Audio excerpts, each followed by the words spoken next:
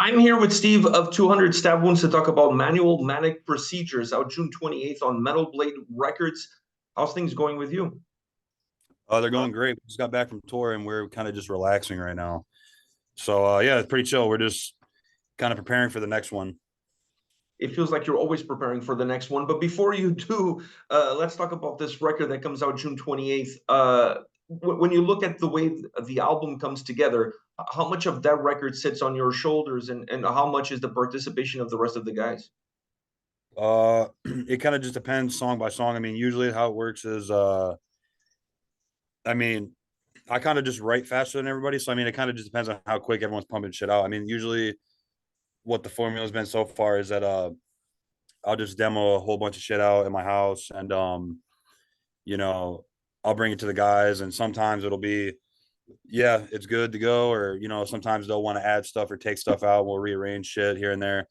But it really just kind of depends on the song. I mean, there's songs that there's been more participation in, and then there's some songs where, I'll bring it to them and it's just pretty much already done. So it really just depends on um what the product is when I bring it to them, really.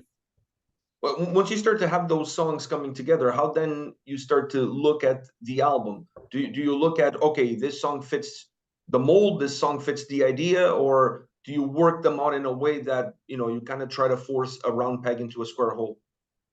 No, I mean, there's not really any like mold or idea for, I mean, anything we've done so far. I mean, I'm sure that'll happen at some point maybe, but everything we've done so far is pretty much just making the songs good, and then obviously making them like flow together and making the album like a cohesive thing, like almost like a book or like a story or almost like a roller coaster in a way where it kind of all flows together. But yeah, I mean, there's no really specific like idea or concept we have behind any of the shit. It's just if the songs are gnarly, then we put them on. Yeah, this album, when you look at the individual tracks, they all might be slightly different from one another, but they all have, or at least a lot of them have, like really cool intros, really cool outros. Was that something that happened in that process, or is that something that maybe you had in the back of your mind that you wanted to incorporate on future records from 200 Stab Wounds? I mean, it kind of just happened. I mean, as far as like the intros and outros that are kind of different from what we usually do, the only one that kind of happened before we went into the studio was Hands of Eternity. But all the other shit, I mean, I know that at the end of I want to say at the end of Flesh from Within, that little acoustic outro thing that's at the end of that happened in the studio. And then the whole instrumental track that we did, that whole thing was written and, obviously recorded, but written in the studio. So we didn't have that written before or anything, or even have that idea. It was really just because all the songs that we had written, um, the whole album was a lot shorter than we anticipated, with a lot of our shit that happens. But yeah, I mean, we wrote that instrumental track in the studio just to kind of make the album a little bit longer and also, have like an interesting, kind of off the wall thing that we don't usually do. So, but yeah, I mean, the only one that really happened before we went in there to record it was Hands of Eternity. As far as like intros and outros and clean guitar and stuff like that we didn't really usually do before. You mentioned the length of the album. Is the length of the album something that impacts the band when it comes to putting a record together in a positive way? Because you have a very aggressive sound. So, writing a record, for example, that was 50 minutes, 55 minutes in length, I don't think that would be a strength of a record. But being an album a little bit shorter gives it maybe more playability. Do you also look at it from that point of view? I mean, no, we don't really do it for any particular reason. It's just kind of how we write. I mean, I was telling someone the other day is like, if we were to write a bunch of songs and, we're working on the next record and we put together a bunch of songs and the record came out to be an hour and a half, then, if that's what we feel has to be on the record, then that's what we're going to put on the record. It doesn't really, we don't look at it like, well, the record has to be 30 minutes long or 45 minutes long or an hour long or anything like that. It's just kind of if the songs are good and that's at the very end of the process, if that's what it turns out to be, that's just what it is. I mean, I think it kind of works to our benefit, to be honest. I mean, that all of our records so far have been, under a half hour because, I mean, the type of songs that we write and the style of band we are, we don't really need to write anything over a half hour. I mean, we pretty much get to the fucking nitty gritty of things pretty quick, I think. So I don't really think we need to have an hour long record. I mean, that would be pretty overkill, I think. I mean, unless we really step outside the box and pretty much have to go over that amount of time, like over 45 minutes or something like that. But having an hour long record of the style of stuff we do, I don't really think it's necessary. And it also just kind of happens naturally. So I mean, with Slave to the Scalpel and with this one, that's just kind of how they turned out. And I mean, dude, I mean, even before the instrumental track for this one, you know, it was 25, 26 minutes, and we were like, yeah, that's not gonna work. We gotta at least try to break that half hour. And we got done with the instrumental track and it was still like 29:55 or some shit. So we didn't even break that. But I mean, at the end of the day, we thought that it was, we got what we were trying to do. We got the point across. So we just told Metal Blade, that is what it is. And, they were cool with it. So That instrumental track was really the purpose to extend the record. It was not something that you felt that maybe can also add in terms of creating a little bit more of a sense of cohesiveness and help the flow of the album. I mean, it was both. I mean, for sure. I mean, we got done doing the instruments for the record, and then obviously we had to go do vocals, and then obviously stay in the studio for a couple more days and tweak shit and work on stuff and all that bullshit. So you know the studio we did it at, we usually stay there because there's like a whole like loft area to it. So obviously we have free range to go to the jam room at night and work on stuff and blah blah. So we had started talking about I mean 26 minutes is not going to work, so let's just fucking try to come up with something cool. Like originally it was only supposed to be like a synth uh interlude type thing, but yeah, we ended up throwing like the instrument, like the actual band in there. And yeah, I mean we definitely did it because we needed more music, but it definitely was also because we felt we needed to kind of step outside the box a little bit, which I mean it's not anything groundbreaking because bands have done it before, but as far as like what we do, because we've never done an instrumental, we've never done anything really all that melodic, which I mean that for us is pretty melodic.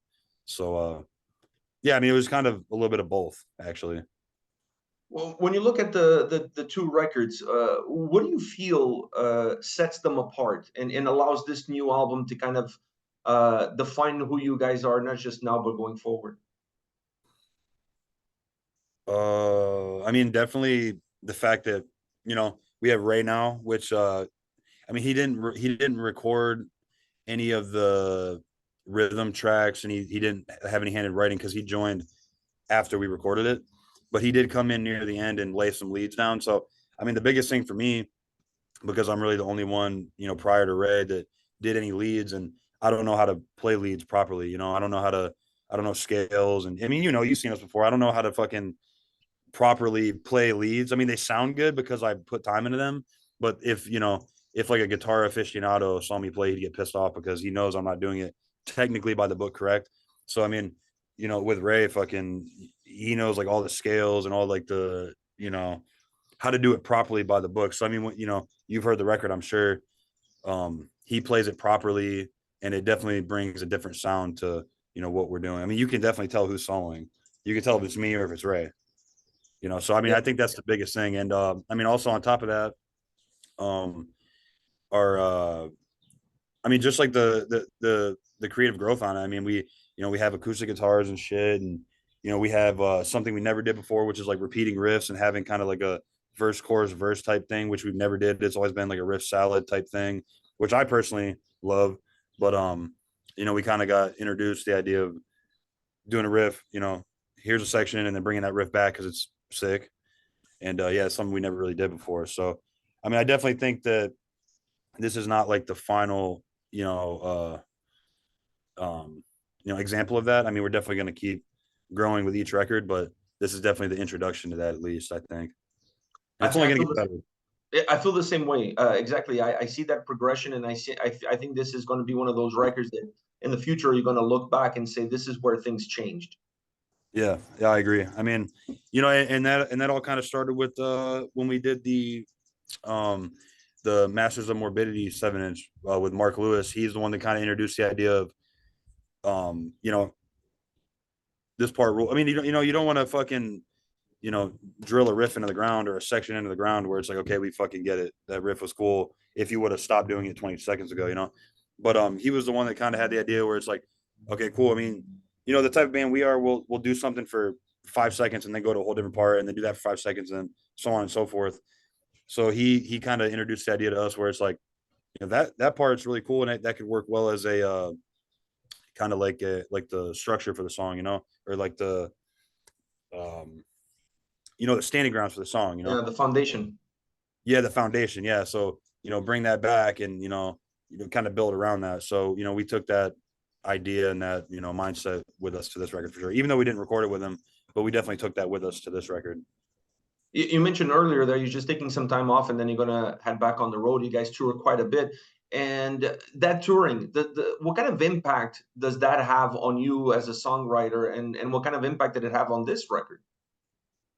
Well, I mean, big time. I mean, if you listen to Slave to the Scalpel and obviously everything we did before that, we recorded all that shit before we even played a show, before we ever played live as a band. And you can definitely hear that in our recordings because, from that to the Masters 7 inch, even to now on this new record, you can definitely hear that we're, pretty well seasoned and playing live and stuff. And, us playing live, that impacts us as songwriters because, there's been songs that we've recorded and written and all that shit that I personally have fucking hated. And those songs always end up being like the most popular.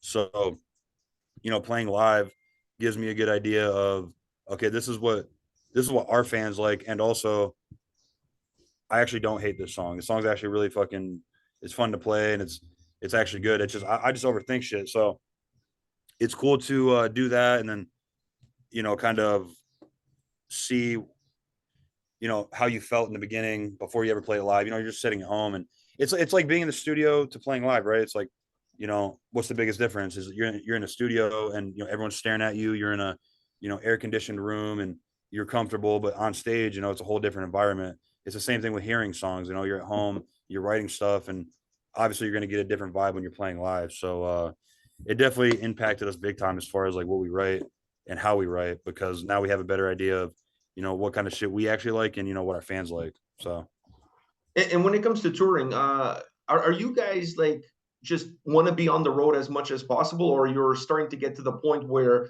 you look at the packages that are being offered to you and say, okay, this one fits us best. This one, while perhaps being good, it's not really going to work out. How do you approach these tour offers?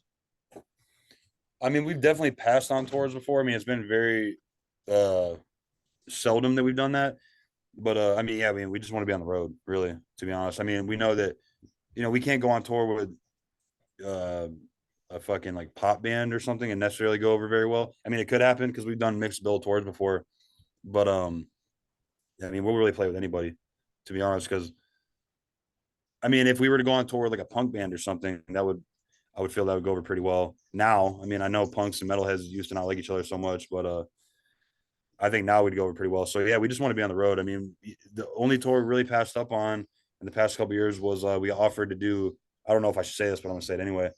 We offered to do a tour of Mayhem, and we passed up on it because we thought that that crowd would hate us. But come to find out that a couple of years later, fucking Mayhem and Cannibal are touring together with Blood Incantation, and I went and saw the show, and I'm like, fuck, we should have did that tour because we would have I went actually over. saw that show when they came to Toronto. Yeah, I mean, it was sick. It was like the perfect fucking you know, bridge, so it definitely regretted that one, but it's a learning thing. But yeah, I mean, we just want to be on the road as much as possible, really, and just play in front of as many people as we can. And I mean, obviously it's only helped us because we only have one record out and people, a lot of people come see us play. So that right there kind of answers that question. So are you at the point where you're creating music just for to have an excuse to be on the road? No. No. Well, I mean, that's part of it for sure, but no, I mean, it I mean, we would still be doing it even if we didn't tour, I mean, that was the whole idea behind this band in the first place. It wasn't supposed to be a real thing.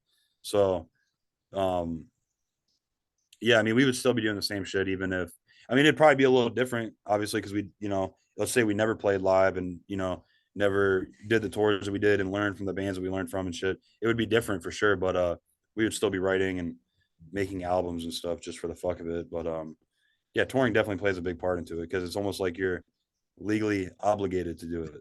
You see what I'm saying? Yeah. You talked earlier about some songs that you have a hard time playing live, or at least people would be critical of your playing. Is there one that stands in your mind as your favorite to play live? Mm. Of the new ones or just in general? In general, like one song that you really like enjoy playing it, like that's your jam. I mean, shit, dude. There's a bunch. I mean, Skin Milk to Toe Rope. That's fucking sick. You know. Uh, I really like playing Masters of Morbidity, Fatal Reality, Hands of Eternity. As of recently, it's fucking awesome. That Uh, song live slaps. I saw yeah, it on the last tour when you guys played here, and it was better live than watching that music video. yeah. I mean, so yeah, there's a bunch, right? But those ones in particular are my favorite. Thank you, by the way. But yeah, those in particular are my favorite. I mean, but the whole set's awesome. I mean, the one I really don't like playing live at all that we kind of brought back on the last tour is Maggot Casket from our demo that we did a couple years ago. Don't like that one live. Like the song, just I think it has to be perfectly placed within the set strategically, you know. But we used it as an opener and it wasn't good, so we took it out. Well, I took it out. Who's been some of your biggest influences that almost forced you or twisted your arm to pick up a guitar and start a band? Well, I mean, shit, you have to go back. I mean, like all the punk and like hardcore bands back in the day. That's what me and Ezra and all my buddies from back in the day. You know, we started those bands just from like all the shit we were seeing live back in the day. You know, Backtrack, fucking Turnstile. You know, all shit like that. Weekend Nachos, bands like that. You know, but I mean, as far as like the metal thing goes, um, I mean, me personally, you know, I my first like introduction to like more extreme metal was Slayer, and then and then the first like death metal I got into was all the Swedish bands. So I've been trying to play in a death metal band forever, but I just couldn't find anyone to do it really. I mean, I had my first death metal band idea in like 2013, 2014, and I couldn't find anyone to do it. So I just kind of started like a thrash band, which I was also into, obviously. But yeah, I mean, my biggest influence personally is Slayer all day and Entombed. I have to go with Entombed too. Wow. Yeah. Good choices. A last question for you.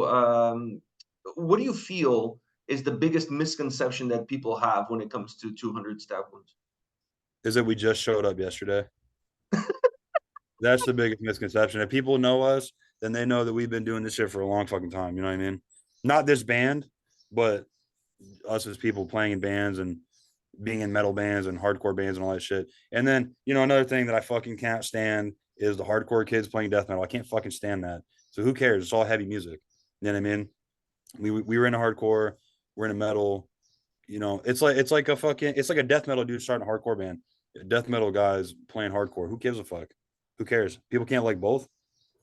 That's the biggest misconception about us, I think, that drives me fucking nuts. But it is what it is. If people do their research, they'll know. And just keep doing your shit, man.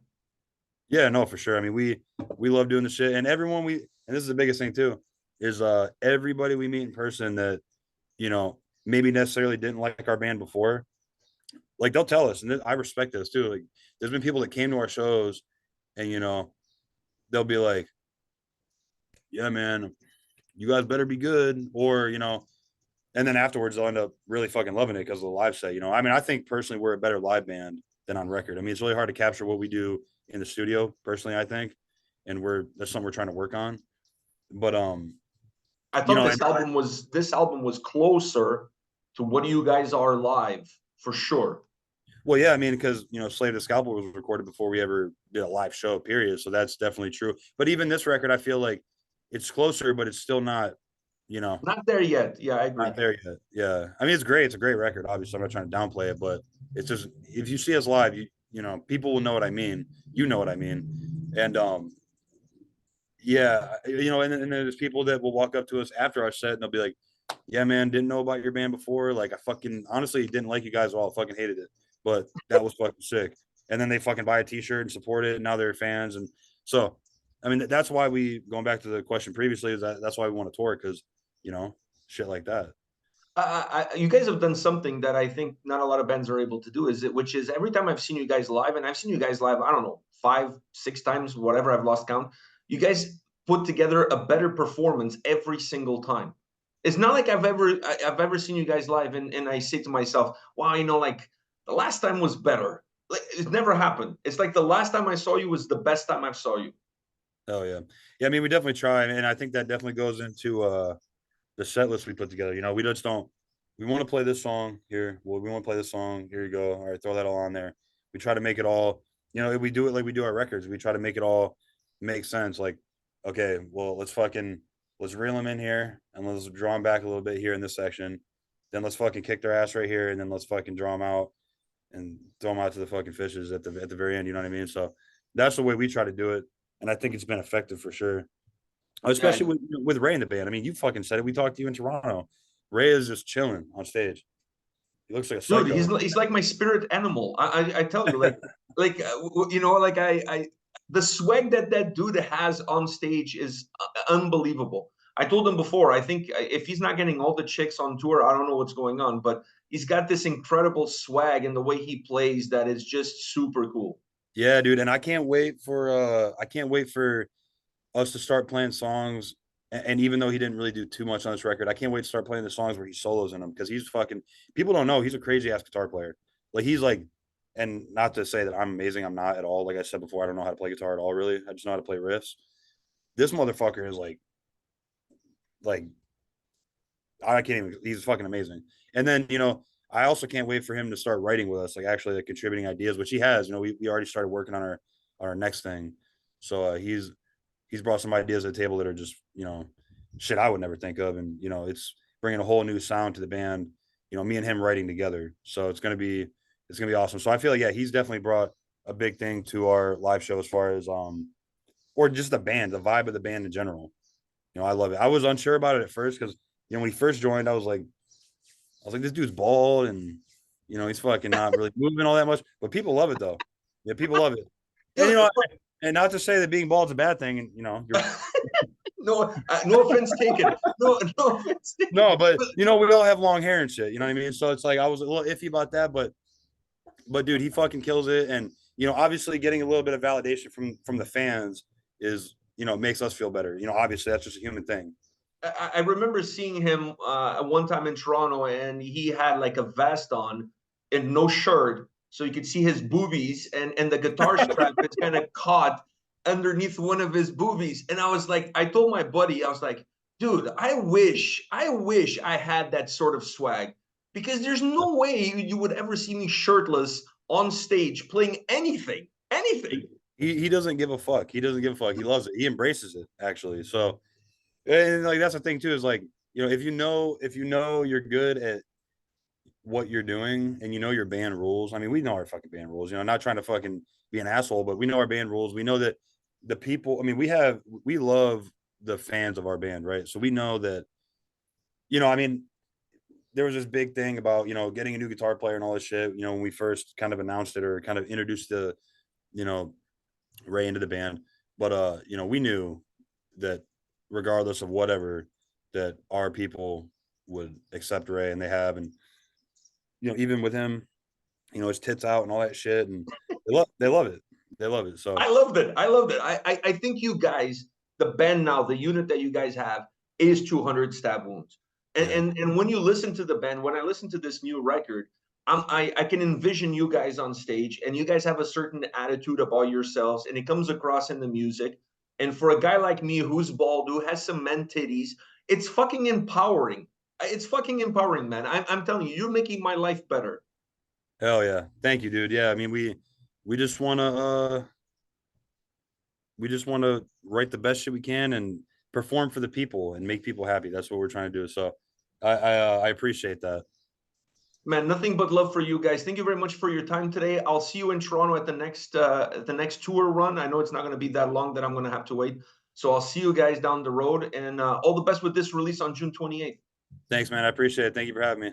No problem, man. Take care. All the best. See ya.